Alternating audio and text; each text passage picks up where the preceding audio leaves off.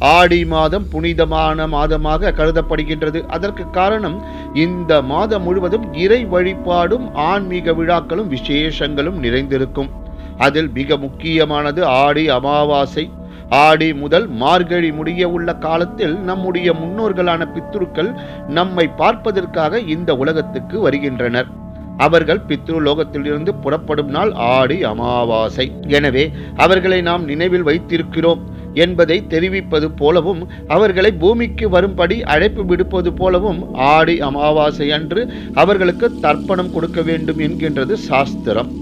ஆடி அமாவாசை அன்று நதி கரையோரத்திலோ கடல் கரையிலோ முன்னோரை நினைத்து சிறிது எள்ளும் தண்ணீரும் இறைத்து தர்ப்பணம் செய்தாலே அவர்களது தாகமும் பசியும் அடங்கிவிடும் என்று கூறுகின்றன புராணங்கள்.